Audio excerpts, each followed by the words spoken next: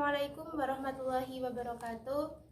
Di sini saya akan mempresentasikan dengan bab pernikahan yang beranggotakan saya sendiri Novianti Alfirifani, saya Anissa Ardiantama, dan saya Khairul Mainah. Terima kasih, selamat menyaksikan.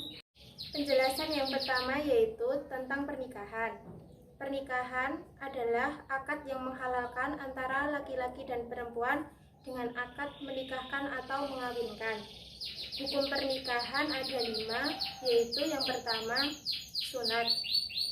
Disuruh menikah karena untuk memelihara pandangan dan lebih mengendalikan seksual, dan untuk menjaga hal tersebut kita diwajibkan untuk berpuasa. Yang kedua yaitu mubah.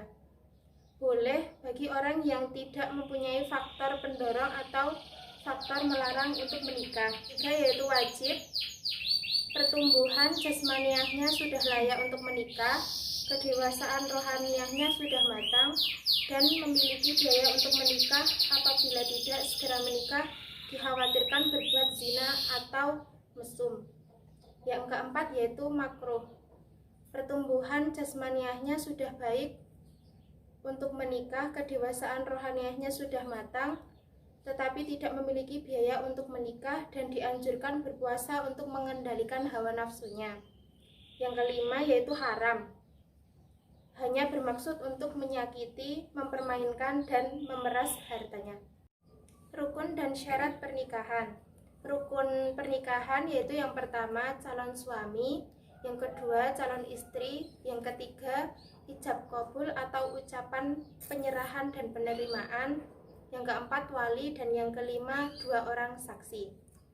Syarat pernikahan yang pertama yaitu calon suami dengan syarat-syarat berikut ini: beragama Islam, berjenis kelamin laki-laki, ada orangnya dan jelas identitasnya, setuju untuk menikah, tidak memiliki halangan untuk menikah.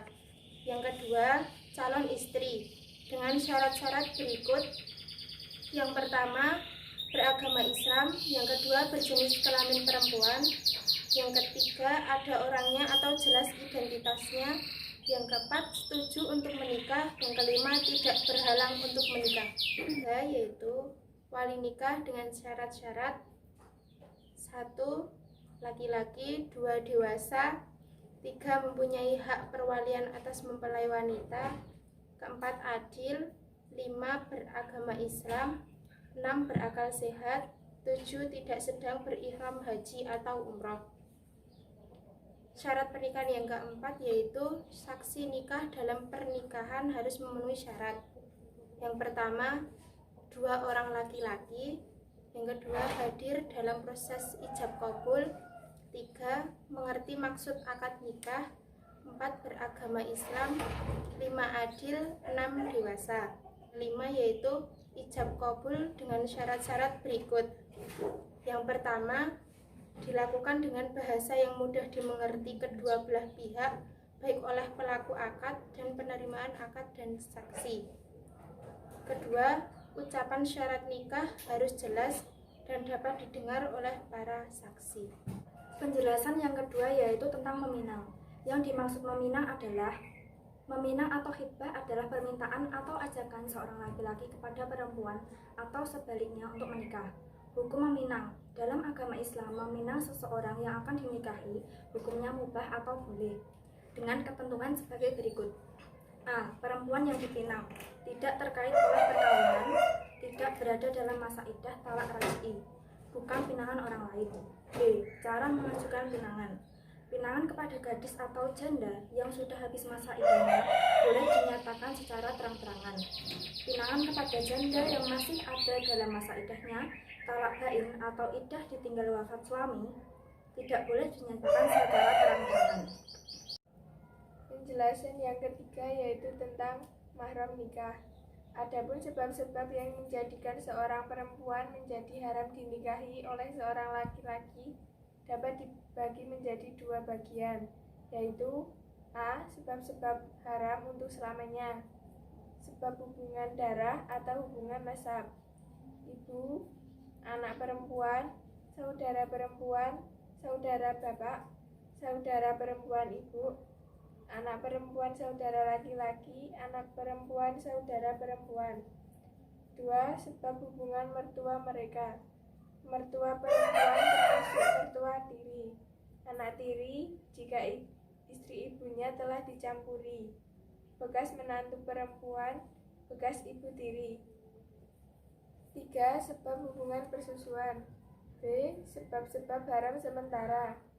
Pertalian nikah, talak bain kubro, perceraian sudah 3 kali. Memadu 2 orang bersaudara, dipoligami lebih dari 4 orang, perbedaan agama. Penjelasan yang keempat yaitu wali dan saksi pernikahan. A. Wali nikah. Wali yaitu wali perempuan yang melakukan akad nikah dengan pengantin laki-laki sesuai dengan perempuan itu. Kedudukan wali. Wali adalah salah satu rukun nikah. Dengan demikian, wali dalam pernikahan merupakan orang laki-laki yang menjadi ketergantungan sahnya pernikahan. Tidaklah sah akad nikah tanpa wali. Persyaratan wali. Yang pertama, merdeka atau mempunyai kebebasan. 2. Berakal. 3. Baligh. Dan keempat, Islam. B. Saksi nikah. Wali saksi juga salah satu rukun nikah. Tidak sah pernikahan yang dilaksanakan tanpa wali. Penjelasan yang kelima yaitu ijab kabul. Ijab kabul dalam nikah ialah ucapan penyerahan dan penerimaan yang dilakukan oleh wali mempelai perempuan dan mempelai laki-laki. Ijab kabul merupakan upacara yang dianggap sakral karena dapat menghalalkan hubungan calon kedua mempelai sebagai suami istri yang sah. Penjelasan yang keenam yaitu mahar. Mahar atau mas kawin adalah pemberian wajib dari suami kepada istri dengan sebab pernikahan. Hukum mahar dan menyebut mahar. Membayar mahar hukumnya wajib bagi laki-laki yang menikah dengan seorang perempuan. Meskipun membayar mahar itu wajib hukumnya, menyebutkan pada saat akad dilangsungkan hukumnya sunat. Mahar mitsil. Mahar misil yaitu mahar besarnya diukur dengan besarnya mahar yang diterima oleh saudara perempuan, bibi atau kerabat perempuan lainnya yang lebih dahulu menikah. Penjelasan yang ketujuh yaitu tentang walimah. Menurut bahasa, walimah berarti pesta, kenduri atau resepsi. Walimah urs atau pesta pernikahan adalah pesta yang diselenggarakan setelah akad nikah dengan menghidangkan jamuan kepada para undangan sebagai pernyataan rasa syukur atas nikmat dan karunia yang diterima. Hukum walimah. Jumhur ulama berpendapat bahwa mengadakan pesta pernikahan hukumnya sunnah, muakkad, sangat sunnah.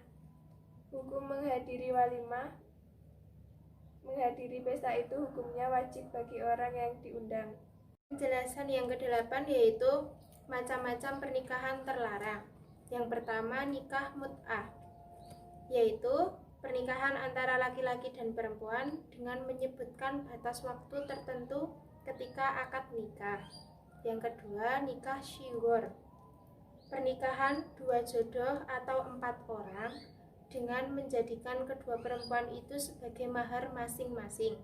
Yang ketiga, nikah tahlil, berarti nikah untuk memperbolehkan atau pembolehan, yaitu pernikahan yang dilakukan seorang dengan tujuan untuk menghalalkan perempuan yang dinikahinya. Yang keempat, pernikahan silang, yaitu orang Islam menikah dengan orang yang tidak beragama Islam. Hukum laki-laki muslim yang menikah dengan perempuan non-muslim ada 2 macam, yaitu pertama, laki-laki muslim haram menikah wanita non-muslim. Yang kedua, wanita muslim haram nikah dengan laki-laki non-muslim. Berdasarkan firman Allah dalam surat Al-Baqarah ayat 221.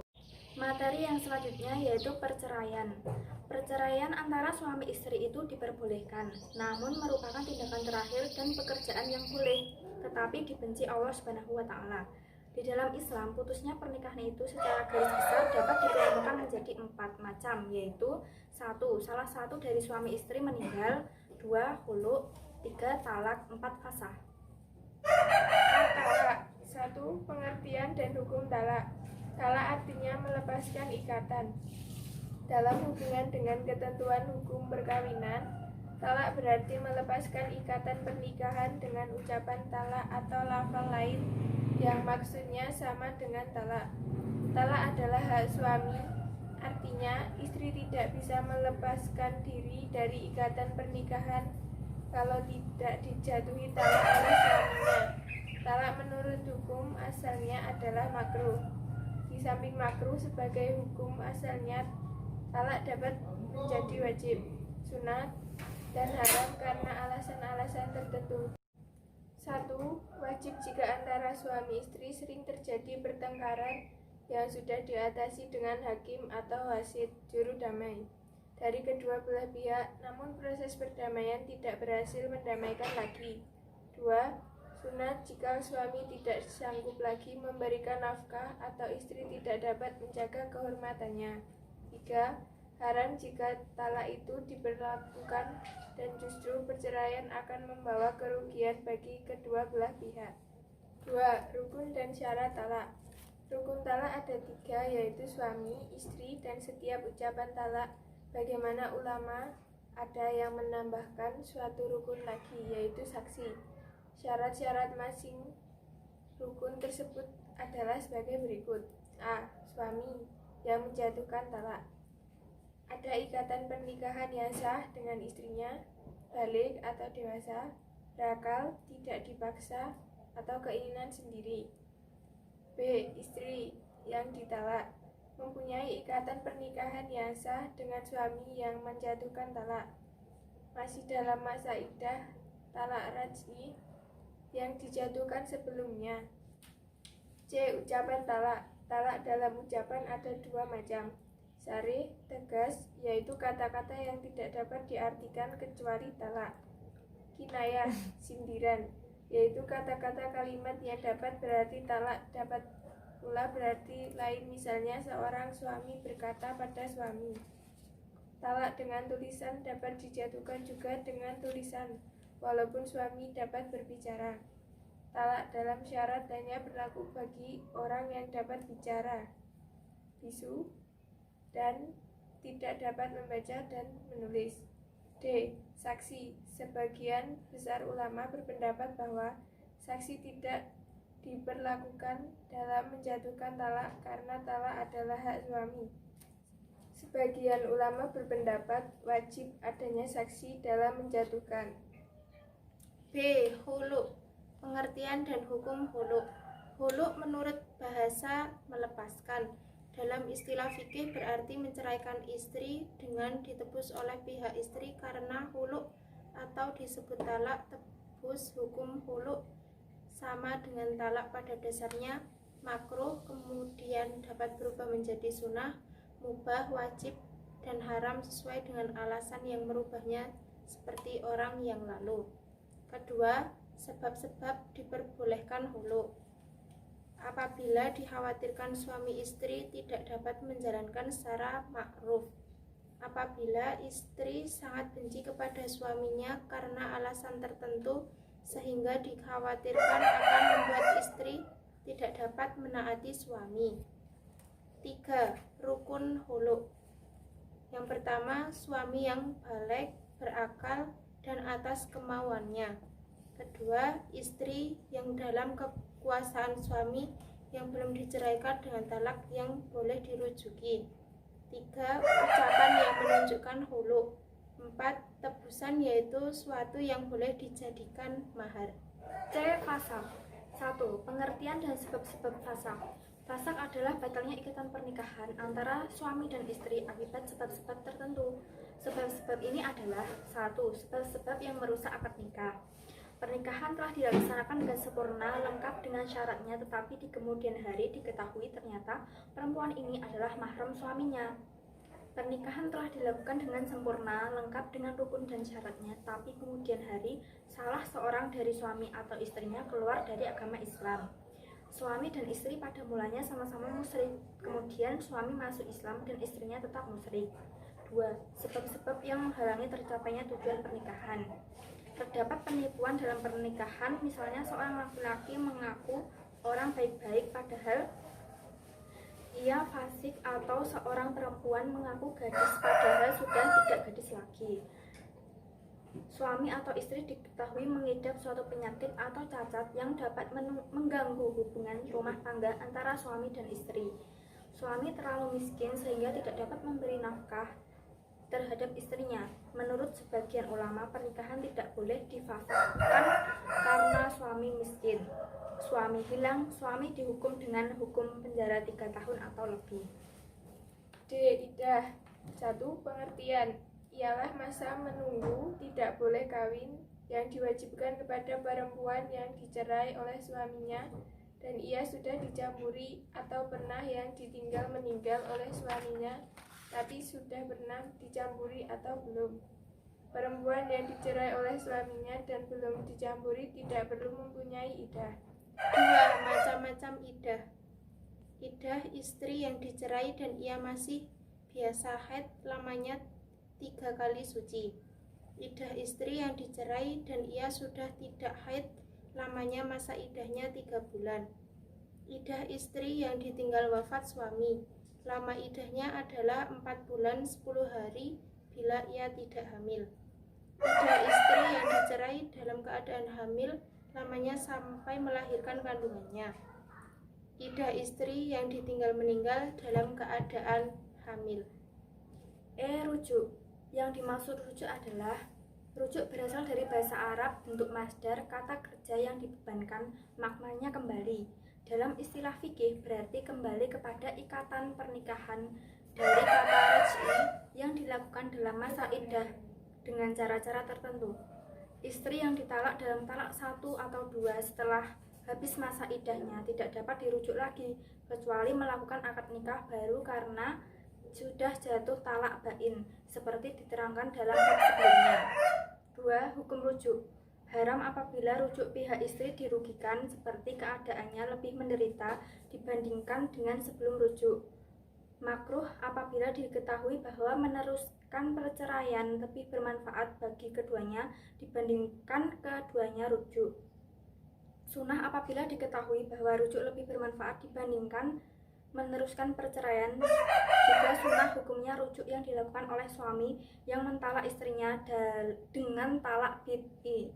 Wajib khusus bagi laki-laki yang memperistri lebih dari 1 jika salah seorang ditalak sebelumnya gilirannya disempurnakan. Terima kasih. Jangan lupa like, comment, share, and subscribe.